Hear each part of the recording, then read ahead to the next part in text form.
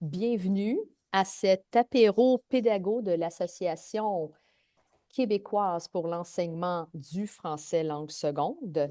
Je me présente, je suis Isabelle Allary, la présidente entrante de l'association. Et si nous avons cet apéro pédago avec mes invités, M. Botondo qui compte revenir sous peu, je suppose, voilà.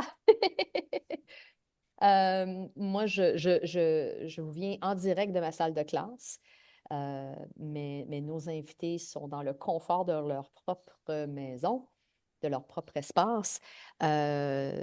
C'est la 6e édition de la Journée internationale des professeurs de français et nous avons choisi cette journée pour notre apéro pédago justement pour souligner cette journée-là avec nos invités, euh, des collègues et des futurs nouveaux collègues. Je vais commencer avec Monsieur Jacques Botondo. Pourriez-vous vous présenter, s'il vous plaît? Ok, bonjour. Est-ce que disons, pour les fins de simplicité, nous pourrions éviter le monsieur, le madame? Est-ce qu'on pourrait s'appeler par nos prénoms? Oui, bien sûr, Jacques. Alors, moi, je m'appelle Jacques Botondo. Je suis enseignant de français langue seconde à la commission scolaire CRI. Je vis présentement dans une ville de communauté CRI qui s'appelle Misticini. C'est une communauté qui se trouve géographiquement au nord, à côté de Chibougamau, la ville la plus proche, à 1 heure de route. Euh, je suis ici depuis 3 ans. Avant ici, j'ai été à peu près 10 ans à la commission scolaire Kativik, Hmm. chez les Inuits. Donc, j'ai, disons, une petite expérience d'à peu près 14 ans dans les communautés autochtones, Hmm. Inuits et Cris. Oui. Excellent, excellent. Je suis Et, enseignant de français en secondaire 4 et 5 enrichi et aussi enseignant ressources dans le département de français de notre école secondaire qui compte à peu près 450 élèves. c'est bien, c'est bien. Je vais passer immédiatement à Astrid et je sais que je vais massacrer le nom. Schöning. Chening, c'est ça. Schöning. Bonsoir, moi je m'appelle Astrid, je suis enseignante de français enrichi en secondaire 1, 2 et 3 pour la commission scolaire English Montreal School Board. Et je suis donc ici à Montréal avec IMSB. Je viens de commencer ma deuxième année. Donc, je suis nouvellement arrivée au Canada. Je suis française, diplômée d'une université française, avec une immigration au Canada qui m'a amenée à enseigner ici. Mais c'était déjà mon travail en France. Hmm. Et j'étais ravie cette année de pouvoir continuer avec IMSB dans la même école et avec les mêmes niveaux, ce qui a été une transition vraiment très agréable après une première année avec beaucoup de nouvelles informations. C'est toujours bien quand il y a une continuité dans ce qu'on enseigne d'une année à l'autre. Ah, tout à fait. Et une autre prof de IMSB et avec qui j'ai travaillé à Lester B. Pearson, il était une fois Mylène Pépin. Bonsoir, ça va bien? Oui, problème technique. Ce n'est pas l'apparence normale de Madame Pépin. Problème technique nous empêche d'avoir le vidéo, mais je te laisse te présenter, Mylène. Oui, bonjour. Alors moi, j'ai travaillé, c'est ma 29e année en enseignement cette année. Wow. Donc tantôt, Madame Allary m'a dit, Madame Pépin, t'es proche de la retraite? Oui, dans 5 ans. Donc c'est ça, j'ai fait un peu de tout. Je me suis beaucoup promenée sur l'île de Montréal. Pour l'instant, je suis retournée à EMSB. Cette année, j'enseigne secondaire 1 et 4, mais j'ai fait tous les niveaux, j'ai tout fait. Mm. Oui. Et c'est quand même un éventail très intéressant de réalités, communauté autochtone, milieu anglophone. Moi, je serais curieuse de savoir pourquoi vous vous êtes lancé en enseignement, surtout du français langue seconde. Et je vais commencer avec Astrid, parce qu'on dirait que c'est toi qui as je ne veux pas dire le moins d'ancienneté, mais on dirait que tu es, encore au tout début de la liste d'ancienneté. C'est ça. C'est ça. Comment j'en suis arrivée à l'enseignement du français? Moi, je me suis toujours vue devenir enseignante. C'est-à-dire que d'aussi loin que je peux revenir, j'ai voulu être prof d'histoire, j'ai voulu être prof de littérature, j'ai voulu être... Il y avait un point commun quand même sur ce que je voulais faire. Et puis, j'ai eu plusieurs expériences internationales pendant mes études. D'abord, une année de césure avant de commencer l'université où j'ai été au pair en Angleterre et où, du coup, bah, je parlais français avec des petits enfants anglais qui parlaient pas du tout anglais, qui parlaient pas du tout français. Moi, je leur ai appris le français, ils m'ont appris l'anglais. Et donc, ça m'a vraiment donné l'idée que ça pouvait être quelque chose qui m'intéresserait. Et ça s'est vraiment confirmé pendant une mobilité universitaire, pendant ma licence aux États-Unis où, dans le cadre d'une bourse qui me permettait d'étudier gratuitement, j'avais l'obligation de participer à une table française, à du tutorat et à plein de choses, ce qui a été une super expérience. Et où je me suis dit, OK, ce tutorat, c'est vraiment ce que je préfère dans ma semaine. Donc, il faut que je me renseigne sur comment on finit prof de français à Mhm. l'international.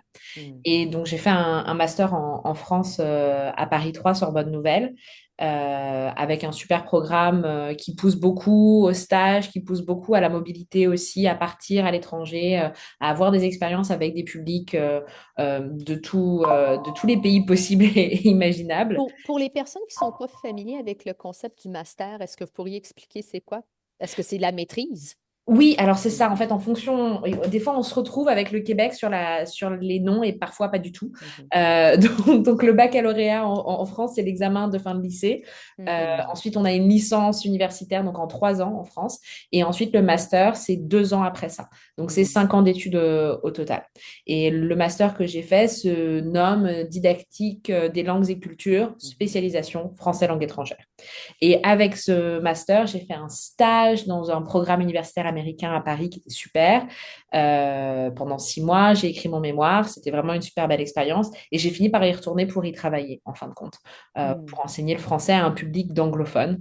Et c'est là que j'ai commencé un peu à faire ma niche de l'enseignement du français avec les publics anglophones, entre Mhm. l'Angleterre, la mobilité internationale aux États-Unis et ce public américain à Paris.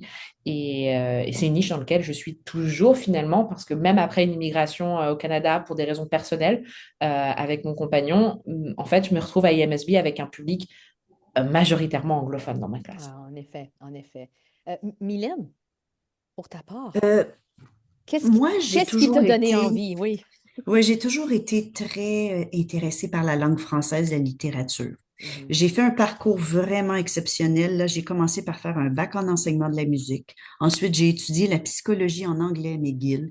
Finalement, je suis atterrie dans le français langue seconde parce que j'aime les langues.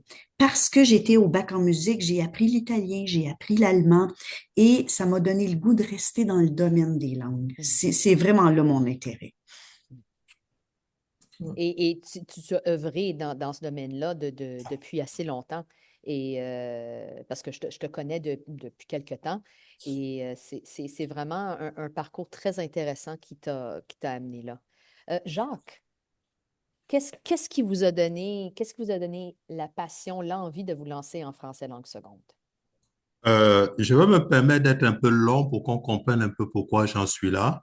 Euh, alors, On est ici pour ça. je suis Camerounais d'origine Mm. euh, depuis toujours et québécois d'adoption depuis le mois d'août 2007. Année de mon arrivée à Longueuil comme étudiant au campus de Longueuil de l'Université de Sherbrooke. Oui, oui. J'ai fait des études en pédagogie à l'Université de Sherbrooke, une thèse en éducation. Et l'éducation et l'enseignement sont, disons, mes seuls domaines d'activité depuis toujours, Mm. successivement au Cameroun, en France, où j'ai fait aussi un master, un DEA aussi. J'ai commencé ma thèse là-bas, je suis venu la finir ici. En Haïti et au Québec, ce sont tous des pays francophones. Euh, alors pourquoi l'enseignement du français? D'abord par passion et par amour de cette langue. Alors, cette passion, elle est ancrée dans mon histoire familiale, sociale et professionnelle.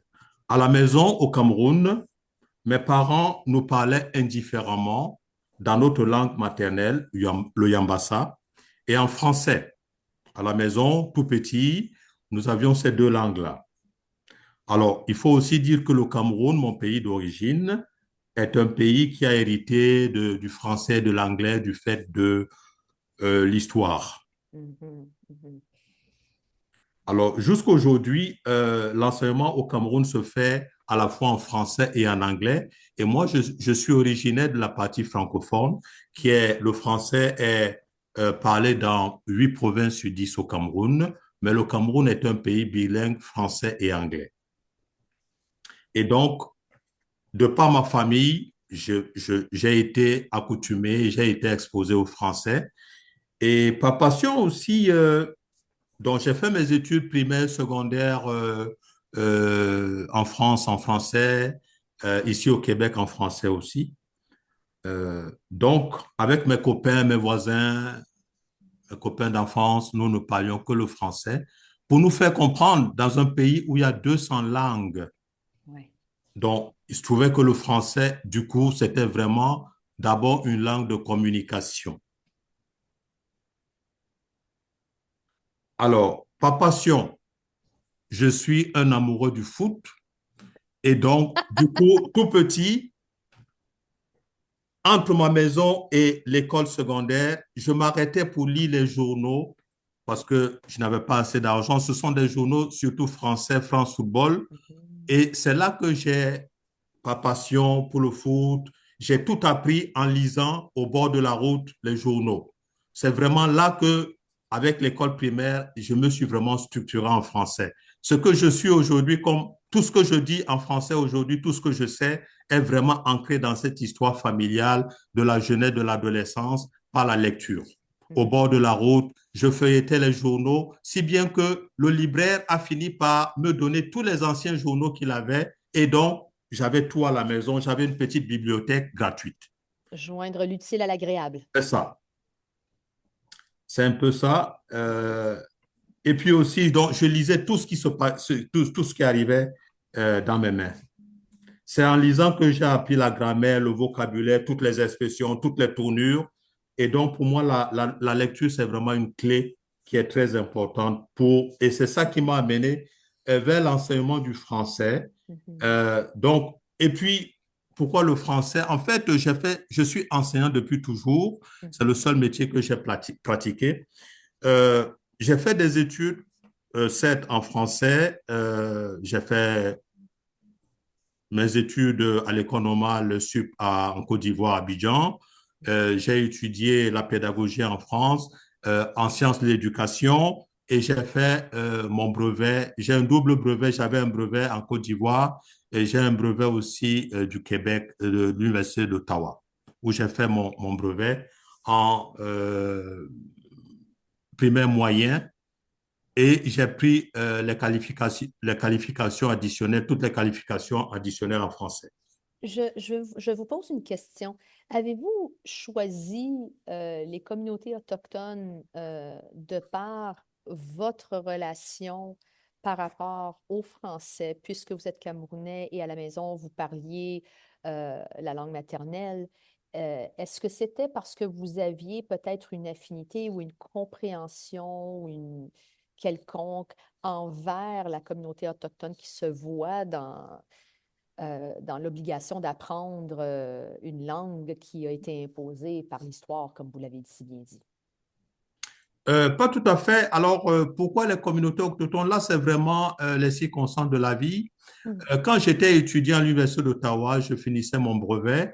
Mhm. Euh, J'étais en même temps en rédaction de thèse et je m'étais dit, je vais aller le plus loin possible hors des distractions pour pouvoir finir la rédaction de ma Mhm. thèse. Mhm. Et donc, lors de la journée, la foire de l'emploi, j'étais allé visiter, je m'étais renseigné, j'avais dit quelles sont les communautés, les lieux qui sont les plus loin possible de Longueuil, où j'étais étudiant. Et on m'a dit, tiens, il y a les communautés CRI, les communautés Inuits qui sont là. Et je me suis exclusivement dirigé là par hasard. Ça a été vraiment mon contact avec ces communautés-là. D'accord.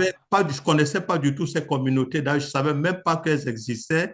Et c'est comme ça que je suis arrivé après mon brevet, 2 semaines après mon brevet à Ottawa. Je me suis retrouvé à Quaqtak dans une communauté inuite. J'y suis resté 4 ans et c'est là que j'ai fait mon apprentissage de ce milieu-là. Et après, je suis allé dans une autre communauté presque 6 ans. Et après, je suis ici. Mm. Donc, et c'est là que j'ai saisi toutes les subtilités, tout ce qui se vit dans ces communautés, leur En effet, complexité, en effet. leur beauté et tout le reste. Je veux faire du pouce un peu sur ce que vous avez mentionné, c'est-à-dire la passion. Et je vais me lancer tout de suite dans la question, comment se définit l'enseignement du français aujourd'hui? Est-ce que c'est une question de passion ou de nécessité? Je ne sais pas qui voudrait se lancer en premier. C'est une grosse question parce que faut-il être passionné ou faut-il comprendre que c'est nécessaire ou est-ce que c'est les deux? C'est une Oh. bonne question. Je pense que effectivement c'est les deux. Je pense que c'est difficile de faire ce métier si on n'est pas passionné, mais je pense que la passion n'est pas suffisante pour se maintenir dans une carrière pendant. Alors, j'en suis pas à 29 ans de carrière hein, comme Mylène, mais même moi qui ai obtenu mon diplôme en 2017, je crois, Mhm. je me vois mal me maintenir qu'avec la passion. C'est extrêmement fatigant. Là, je suis à une période où je viens de terminer le terme 1 avec beaucoup de corrections, beaucoup de réunions, beaucoup de fatigue. Je suis pas sûre qu'avec seulement la passion, j'aurais réussi à terminer ma première année au Québec avec un nouveau programme, avec des nouveaux élèves, avec tout ça. Donc, quelque part entre les deux, idéalement les deux à même niveau. Oui, excellent. Mylène, est-ce que l'enseignement rime avec passion ou rime avec nécessité? C'est vraiment les deux, je pense. Puis à un moment donné, ce que Astrid elle décrit, la fatigue et tout ça, là, il y a l'expérience qui entre en ligne de compte. Puis il y a Ah, un moment dans la vie où est-ce que c'est moins compliqué. C'est toujours des journées difficiles parce que les ados, c'est les adolescents, là. Donc on va pas se le cacher. c'est Mais sûr. l'expérience, elle est là, elle est en arrière, puis ça nous aide à continuer sur cette vague-là. Oui, tout à fait.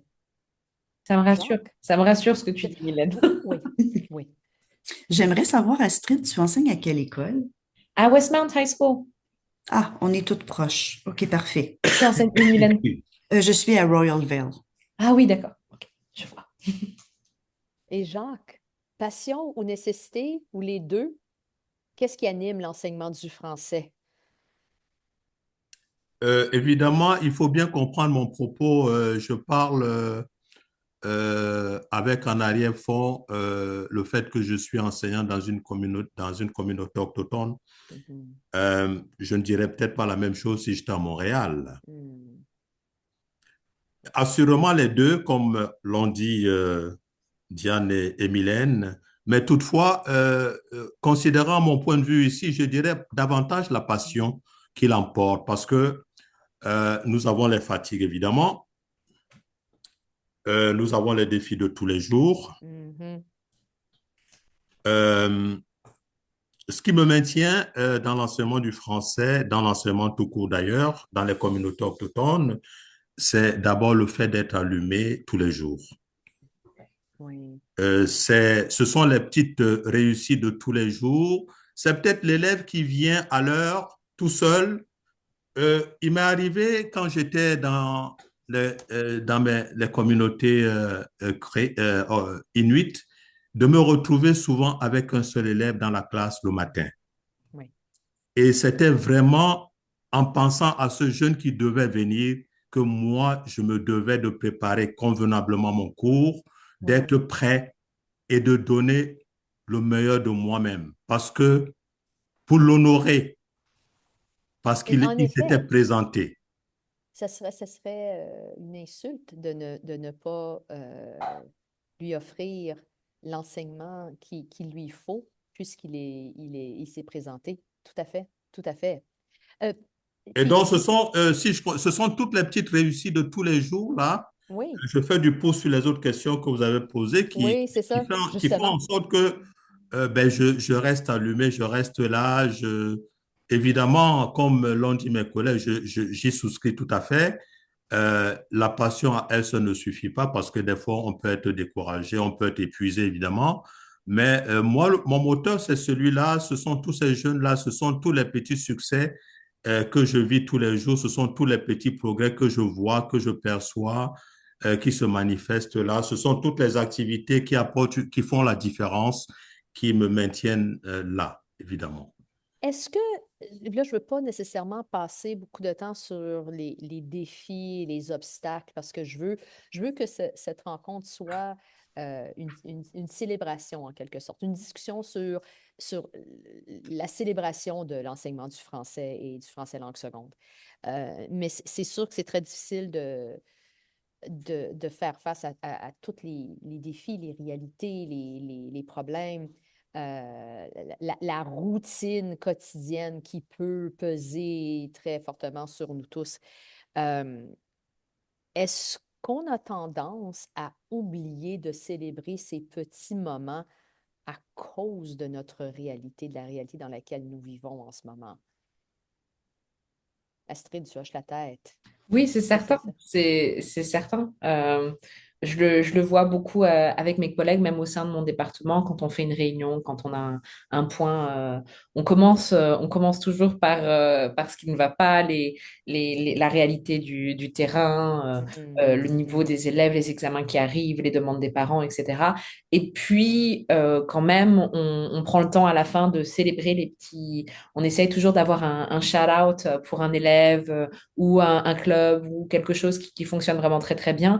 Et puis ça a tendance à déborder en fin de compte. On commence avec une chose et puis en fin de compte, on fait le tour. Ah bah, en fait, le café français, ça marche super bien aussi. Mm, Et oui. puis, cet élève, finalement, progresse beaucoup. Et puis, depuis le changement de groupe, c'est beaucoup mieux. Et puis, finalement, je trouve que c'est bien de terminer par le positif. On a besoin de vider notre sac, mais il faut aussi célébrer les tout petits moments qui jouent beaucoup. Je sais que je suis l'animatrice, mais moi, ce qui me fait sourire, c'est quand je me retrouve devant un élève qui va de son propre gré, ça volontairement va commencer à me parler en français. Et j'ai même pas dû lui dire de me parler en français. Il l'a fait lui-même ou elle-même. Et là, je vois l'effort, puis ça me fait toujours sourire. Parce que même s'il fait des gaffes, même s'il fait des erreurs, le fait qu'il a pris l'effort, l'initiative de me parler en français, je suis tellement contente. Je suis tellement contente qu'il a fait l'effort. Même des courriels. Des fois, il y a des élèves qui vont m'écrire un courriel. J'étais absente, madame. Qu'est-ce que j'ai manqué? C'est très gentil. Puis c'est ces petits succès-là lorsqu'elles s'accumulent, je me dis comme non, ça vaut la peine de me lancer dans ce genre de travail-là. Mylène, on a travaillé quand même 5 ans ensemble. 5 ans, je pense. Oui, au moins. Oui. Et toi, est-ce que tu trouves que maintenant que tu es à 29 ans de carrière, est-ce qu'on la réalité dans laquelle nous avons travaillé a fait en sorte qu'on oublie parfois ces petits succès ou est-ce que tu t'accroches à ces petits moments ces petits moments de plaisir? Non, c'est vraiment ce à quoi on s'accroche. Honnêtement, là, ça a l'air d'une réplique de film, mais c'est l'être humain. Ouais, Parce que c'est ça. c'est les échanges que tu as avec les enfants, puis c'est quand ils apprennent. Cette année, moi, ça faisait 20 ans que je n'avais pas enseigné en secondaire 1. Je suis une habituée du secondaire 3, 4, 5. Ouais. Et j'étais même un peu inquiète. Je me suis dit, oh, ça va être tout nouveau. Je me voyais comme du tout nouveau. Et Ouais. ces enfants, mon Dieu, cette année, ce sont mes rayons de soleil. Oh, ça c'est beau. Vraiment, et cette année, c'est mon succès, là, c'est mes secondaires 1. Donc, à chaque année, il y a quelque chose. Ouais, c'est bien, c'est bien. Je voudrais parler peut-être un moment inoubliable dans votre carrière, un moment où vous avez vécu un succès foudroyant qui a fait rayonner le français et les élèves, ou un point tournant dans votre carrière qui vous a fait dire oui, je suis à la bonne place, oui, je fais des bonnes choses. Jacques, on va commencer avec toi. Je dirais que tous les petits moments de tous les jours comptent. Mais si on veut pointer un événement, en fait, j'en ai deux. Oui. Euh, une activité qui a fait rayonner le français dans mon école ici, pas seulement dans ma vie personnelle, évidemment, parce que nous faisons un travail d'équipe. C'est la participation de mon groupe de secondaire 3 enrichi en 2023 à l'activité Odyssée culturelle. Je ne sais pas si vous connaissez cette activité-là. Décrivez-la. Je suis Alors, sûre cette qu'il y a certaines personnes qui activité-là, écoutent. elle consistait à écrire des haïkus, des poèmes japonais de trois vers, Oui, oui. appuyés sur des photos prises dans son environnement.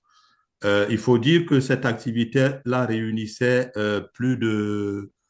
plusieurs dizaines d'établissements à travers le Québec. Hmm. Et j'avais été informé de ça par hasard et puis j'avais décidé, mais c'était aussi une proposition faite par notre conseillère pédagogique, la Diane, je la vois en ligne là, Oui. qui parmi plusieurs propositions avait mis ça là et j'avais été curieux d'aller regarder et puis j'ai dit, tiens, je vais lancer mon groupe là-dessus. Alors, ça a été, mes 12 élèves là, ils ont vraiment été magnifiques et ils m'ont beaucoup surpris. Alors, nous avons fait des photos. Je leur avais demandé qu'est-ce qui les intéressait. Ils ont dit, tiens, on va aller au pont de Mistisni. Alors, nous y sommes allés une, deux, trois fois. Ils ont fait des photos avec leur téléphone. Nous avons multiplié ces photos. Elles étaient toutes belles. Et puis, nous avons sollicité, nous avons travaillé en classe. Ça nous a permis de travailler vraiment toutes les règles que nous avons souvent de la misère à leur faire rentrer dans la tête. Ils se sont engagés dans l'activité à fond. Ils ont pu apprendre la grammaire, l'orthographe C'est un contexte authentique. C'est un de un manière très authentique, dans une situation très authentique, très réelle, très concrète. Et nous avons vraiment balayé une partie du programme sans même faire allusion à quoi que ce soit parce qu'ils écrivaient leurs phrases. Moi, mon rôle d'enseignant était pour les guider, essayer de les corriger, Oui. etc. Bref, ils ont vraiment pris à cœur cette activité-là et nous avons demandé à une autrice de nous appuyer et puis nous avons eu une séance avec elle sur Teams. Ça a été formidable, tout ça, ça a été fait en ligne. Et lors du dévoilement, un de nos poèmes a obtenu la deuxième place au classement général des coups de cœur Oui. des deux artistes. Ah, c'est bien. Ce n'est pas le fait d'avoir eu la deuxième place, mais c'est le fait d'avoir mobilisé les jeunes et de voir qu'ils étaient très fiers d'avoir participé à cette activité-là et d'interagir avec un photographe, une autrice de poèmes. Et Ça les puis, fait sortir des sentiers battus. exactement. Et puis, du coup, cette activité a permis aussi de donner une nouvelle couleur, une nouvelle force aux Français dans l'école parce que nous sommes dans un milieu où le français est très, très minoritaire. Oui, tout à C'est ça fait. pour faire une histoire courte. La deuxième chose que j'ai vécue, c'était chez les Inuits, avec ma classe de secondaire 2. J'étais enseignant de français et de maths. Et une de mes élèves avait été sélectionnée pour un stage en aéronautique parmi Oh, 10 élèves canadiens. Alors, c'était quoi? C'était là aussi une opportunité qui nous avait été donnée. J'ai décidé d'engager ma classe. Ils étaient nombreux au départ. Finalement, ils ont été deux. On a rempli leurs demandes. Moi, mon rôle d'enseignant, c'était d'appuyer leurs demandes. Et puis, une d'entre elles a été sélectionnée parmi les 10 Canadiens à travers le Canada et elle a participé à ce stage-là en français. oh, Ouais. remarquable. Remarquable. Astrid, en 2 ans, qu'est-ce qui a été le moment ou un succès Euh, qui a confirmé que tu es à la bonne place? en 2 ans, c'est compliqué. Oui, oui. Je commence ma deuxième année au Canada là, très récemment. Pour l'instant, j'ai pas de grande réussite à partager pour la partie canadienne de ma carrière. Mais je suis Hmm. très contente de voir que mes élèves de secondaire 3 sont maintenant en secondaire 4. Et à Westmount, on a un super programme de stage professionnel en français. La condition sine qua non pour la participation, c'est d'être en mesure de faire ce stage en français. Donc, des lettres de motivation, des entretiens, la rédaction d'un CV, etc., etc. Et mes anciens élèves sont maintenant avec leur nouvelle enseignante en Mhm. pleine participation à ce projet et vont faire des stages vraiment en lien en plus avec des projets professionnels qu'ils ont pour leur futur. Donc, j'en suis très contente pour eux. Je suis vraiment très excitée pour eux. Et puis, j'espère que dans les années à venir, j'aurai des réussites canadiennes québécoises à partager aux prochains apéros de la QFLS. Pour Tout l'instant, à je suis fait, un peu limitée. tout à fait. Il y a encore beaucoup de temps devant toi. Mylène, est-ce qu'il y a des Paul, grands moments? oui, il y a eu un très grand moment. Là, on va remonter très loin dans le temps. Et j'étais dans l'Est de Montréal à ce moment-là. On avait organisé une journée, À Saint-Léonard, si oui, je ne oui, m'abuse. c'est ça, Oui. une journée sur le bilinguisme. Et on avait plein Mhm. de gens célèbres qui sont venus parler à l'auditorium, mais parler aussi en petits ateliers. Il y avait l'organisateur du comité olympique. Il y avait Stéphano Fetta. Et Annie Pelletier, la plongeuse, ça fait des années de ça, mais les élèves les avaient vus s'exprimer en français et en anglais et leur montrer à quel point c'était important de passer d'une langue à l'autre et d'être capable de s'exprimer. Mhm. Ça les avait marqués énormément. Donc moi, j'ai un grand souvenir de ça. L- c'est toujours, je ne veux pas dire comme, ça crée un moment d'humilité chez les jeunes quand ils voient qu'il y a des gens qui vivent des succès, qui sont capables de connaître un bonheur, un succès quelconque en maîtrisant les deux langues. Ça leur donne un point de repère signifiant pour eux. Et je dis à mes élèves constamment, pensez pas qu'il faut que vous soyez des experts en français pour connaître un succès. Il s'agit d'être fier, d'être capable de s'exprimer malgré les erreurs, malgré les gaffes qu'on peut faire à l'oral. Si vous montrez que vous êtes capable, vous allez réussir et vous allez vivre un succès. Vous allez vivre un succès. Euh, D'ailleurs, je reviens d'un congrès à Banff où on célébrait la diversité des accents et qu'on leur disait c'était un endroit où on célébrait les accents divers. Et d'ailleurs, les profs de français qui étaient là euh, affichaient leur accent et c'était tous des profs de français, peu importe leur accent. Et c'était quelque chose de très réjouissant de voir. C'était très réjouissant de voir cette célébration-là. Euh, Quelle vision avez-vous de l'enseignement, l'avenir de l'enseignement euh, dans ce contexte de français langue seconde? Comment voyez-vous dans les 5 ans, dans les 10 ans? Je veux dire 5 ans parce que Mylène, ça reste pas grave. Mais dans les 5 ans ou dans les 10 ans, où voyez-vous l'enseignement du français langue seconde? Des progrès, des changements, des améliorations? Quelle serait la version? Je vais commencer avec Astrid cette fois-ci. Alors moi, j'ai très peu de recul pour l'instant pour Mhm. voir une évolution quelconque au Québec. À moyen terme, ce que je vois, c'est que mes élèves se renseignent, mes élèves et leurs parents se renseignent beaucoup sur les nouvelles exigences du cégep, de l'université Mhm. pour le français.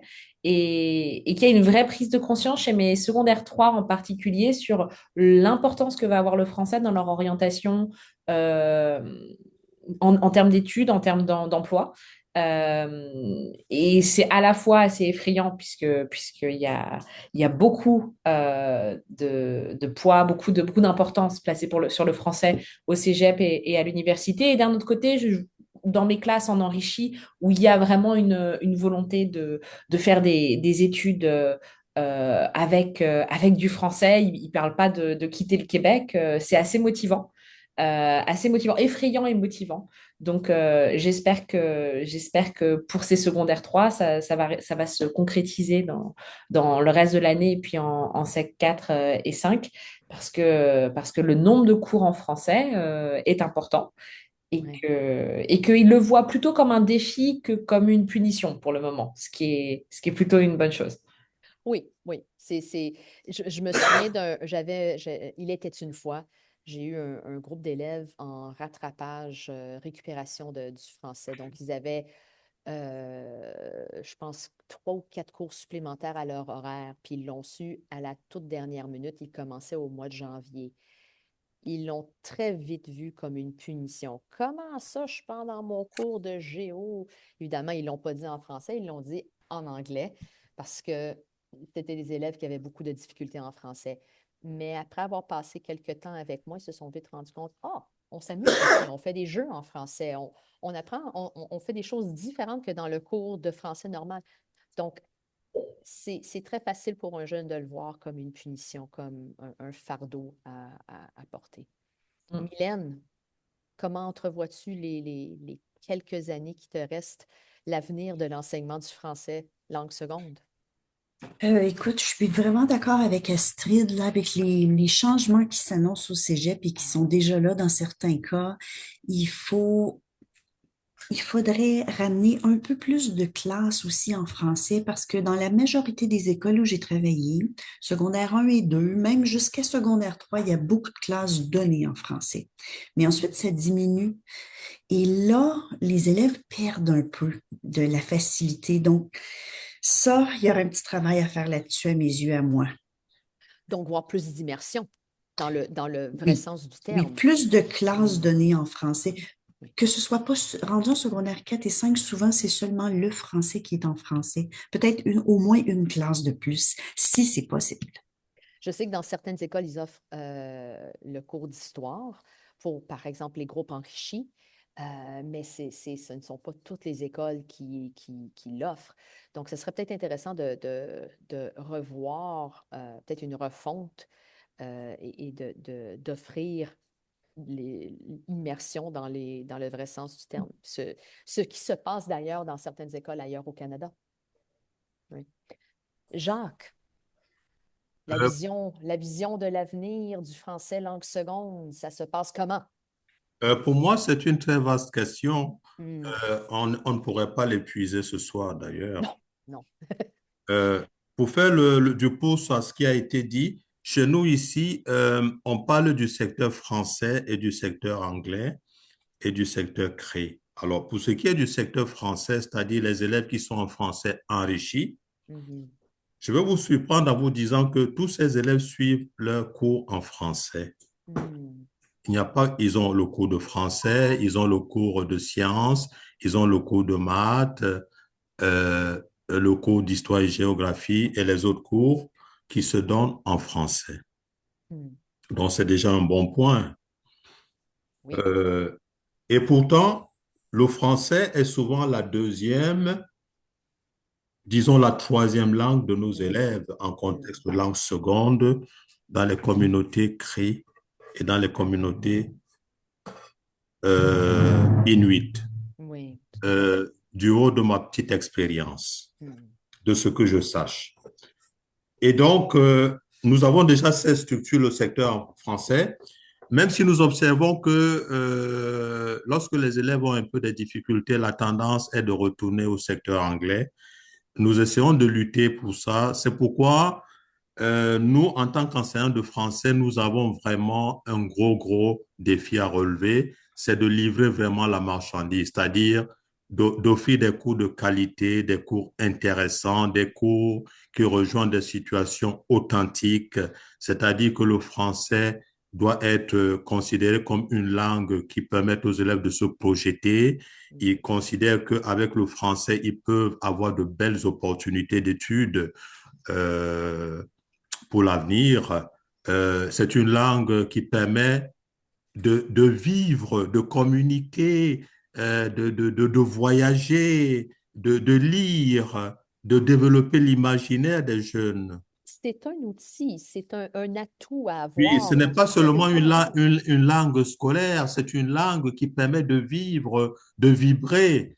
Et donc, c'est vraiment le défi, l'impact du français dans la vie réelle, existentielle des jeunes dans des situations authentiques, comme on l'a dit tout à l'heure. c'est ça le français doit faire la différence dans la vie des jeunes et de leurs élèves, de leur famille. Moi, je vois des parents qui viennent nous voir. Ils viennent vous voir à la première étape, tout est en anglais. À la deuxième étape, tout est en anglais. Et tout à coup, à la troisième étape, ils vous parlent en français. Oui, oui, Ils oui, ont oui, été exposés au français, c'est ça.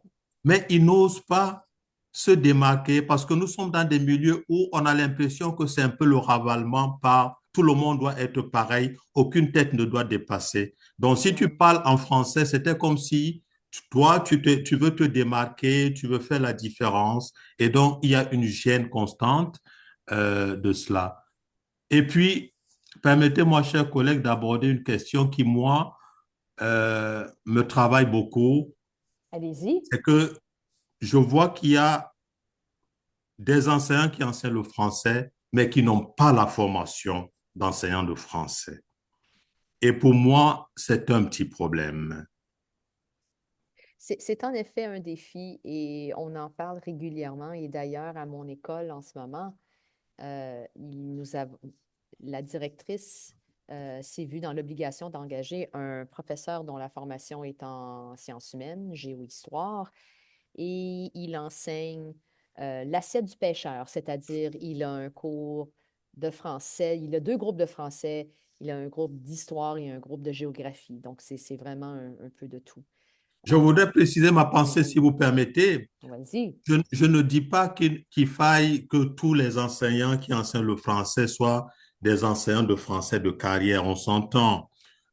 Aujourd'hui, dans un contexte que nous connaissons, où il peut y avoir ici ou là un manque d'enseignants et un manque Oui, d'enseignants de français, je pense que nous, dans notre métier, nous devons militer pour la formation continue permanente et donc dans nos équipes localement, renforcer le travail en équipe, oui.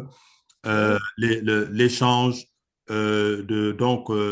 pour ceux qui sont plus expérimentés, apporter un plus, partager avec les jeunes qui commencent dans la carrière pour qu'ils ne se découragent pas et puis pour qu'ils se forment parce que la formation, c'est pas seulement le brevet qui nous la donne, on est bien d'accord. Nous devons Mhm. nous former constamment. C'est une formation qui est continue. Le développement professionnel est quelque chose qui se fait, qui devrait se faire régulièrement.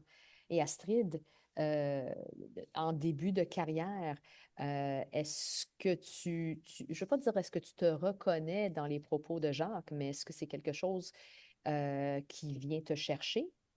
Oui, moi j'ai beaucoup bénéficié de l'expérience de mes collègues à Westmount. J'ai eu la chance d'arriver dans un département avec beaucoup d'expérience, Mhm, avec des profs qui ont plus de 20 ans d'expérience et pour mhm. certains qui sont là à Westmount depuis aussi longtemps que ça. Donc, ouais, c'est très confortable d'arriver et d'avoir des professeurs, des pairs, des collègues qui sont prêts à t'aider, prêts à t'expliquer plein de choses sur la prise en main des programmes. Moi, j'ai essayé de les prendre en main toute seule l'été, mais c'est vrai que ça a été beaucoup plus formateur pour moi de m'asseoir avec une collègue et de regarder avec elle les attentes de l'année en une heure, plutôt que plus que tout ce que j'avais pu faire pendant l'été de mon côté. Et puis moi, de toute façon, la formation continue, elle est absolument nécessaire dans le sens où ma qualification française n'est pas reconnue ici ou pas complètement parce qu'elle n'est pas canadienne, elle n'est pas québécoise. Donc, je dois, en plus de mon TechFE que je viens de valider, je dois suivre des cours à l'université qui seront pour certains un peu redondants avec ma formation Oui, en françaises effet. qui ont exactement les mêmes titres sur l'évaluation, sur l'inclusion des élèves avec des profils d'apprenants différents, mais aussi des cours qui m'intéressent beaucoup sur les spécificités du public québécois, sur l'histoire de l'enseignement au Québec. Donc, je vais continuer à me former pour pouvoir obtenir peut-être un jour un poste permanent au Québec, mais surtout pour mieux comprendre mon public, mieux comprendre les programmes, mieux comprendre les attentes. Oui. En effet, la pénurie de profs est un problème, et surtout de profs de français. C'est une réalité qui existe à un niveau mondial. Ce n'est pas juste au Québec ni au Canada, c'est un problème qui existe ailleurs aussi. Si Mylène, vous oh oui, permettez, oui. j'ai un dernier. Bon, peut-être Mylène, je vais à l'après Mylène. Allez-y. Mais non, allez-y, Jacques, et peut-être Mylène pourrait J'avais un dernier faire du point pouce sur par ce rapport que vous avez dit. toujours à cette question de vision d'avenir. Absolument. Euh, Évidemment, je suis très, très marqué. J'ai enseigné au Sud, hein, mais là, on dirait que je me suis reconverti, je suis devenu autochtone. Euh, une des choses là qui nous devons penser qu'à travers l'enseignement du français langue seconde, les élèves s'approprient leur culture, leur identité et leur territoire.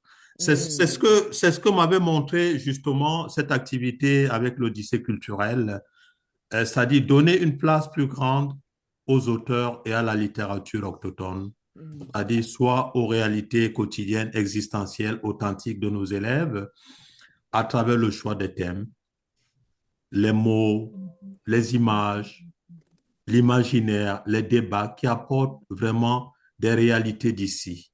Hmm. Et parce que enseigner le français ici ne va pas de soi.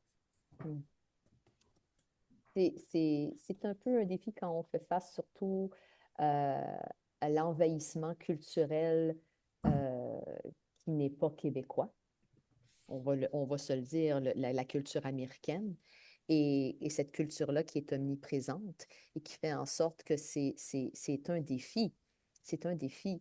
Et c'est important de laisser une place à la voix de l'élève et à sa culture, à son identité, et d'apprendre le français à travers ces fenêtres-là. Cette fenêtre de l'identité de l'élève, surtout dans le contexte autochtone, euh, qui a une identité culturelle qui est propre à eux.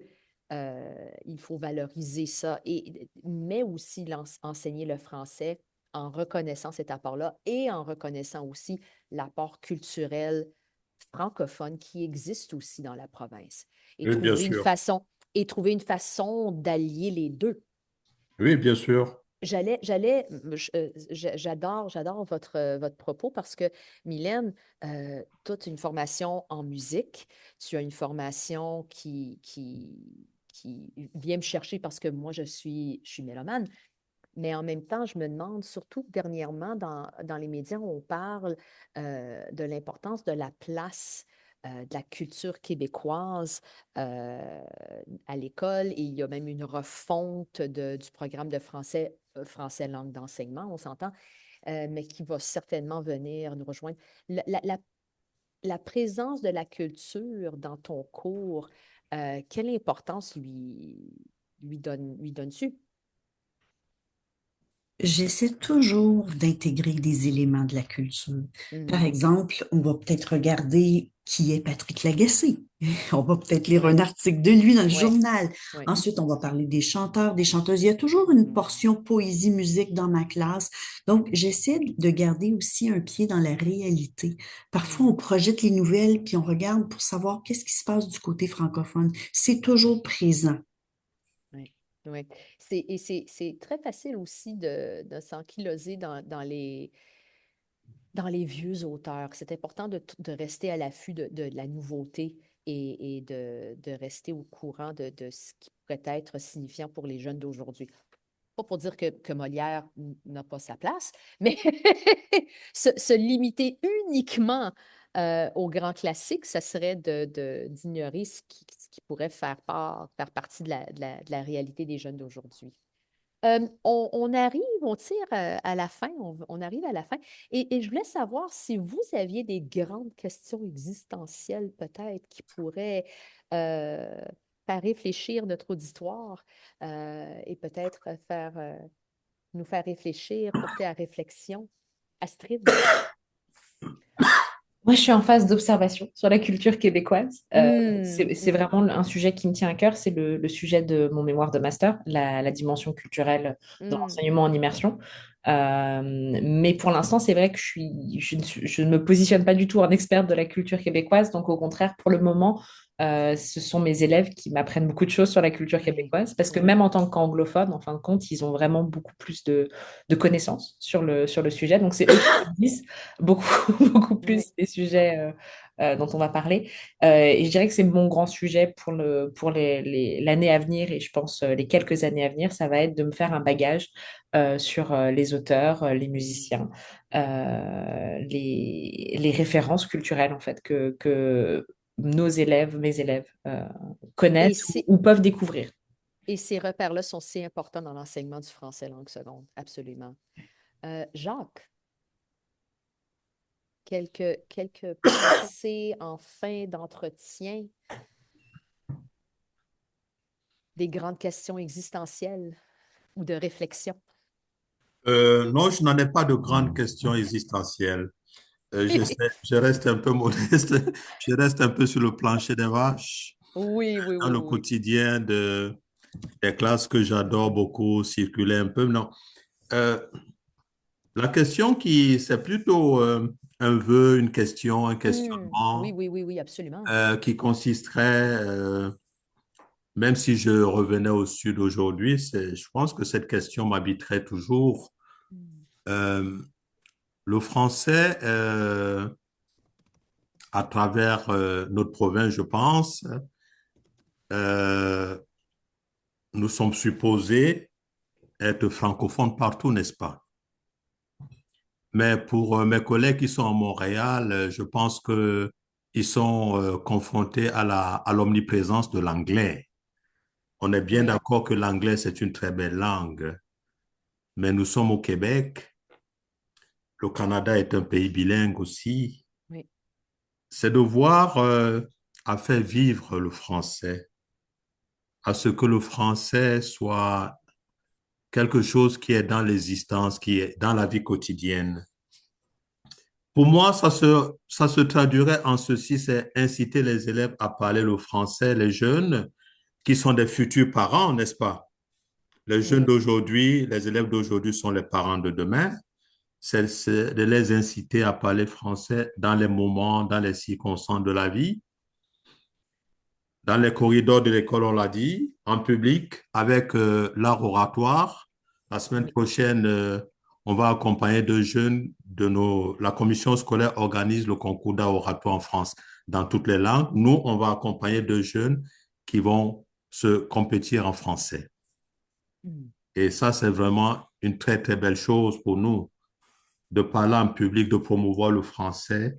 Et que dire de ces jeunes qui pourraient aller en visite dans les régions, dans des contrées francophones partout dans le monde, Mm. à travers le Canada?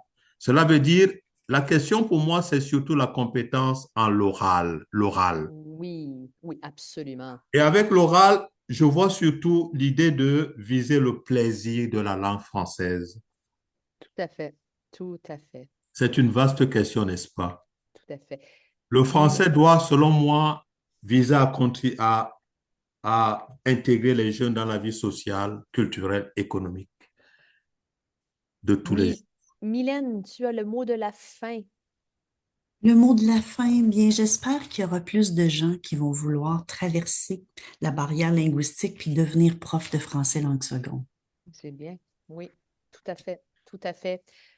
Jacques, merci infiniment pour ton apport, pour votre apport. C'était tout à fait enrichissant. Mylène, merci beaucoup, beaucoup de ton temps. Même si l'écran est noir, c'est comme les bons vieux temps dans notre département de français. C'était très agréable. Et merci à Astrid qui a dû nous quitter un peu plus tôt. Mais son apport était bien apprécié aussi. Alors, célébrer cette journée internationale des professeurs de français. Merci d'être venu, merci de nous avoir écoutés et je vous souhaite une excellente soirée. Merci de l'opportunité. Avec À plaisir. bientôt. Merci, À bonne bientôt. soirée. Bonne Merci à soirée. tout le monde. Bye. Au revoir. Au revoir.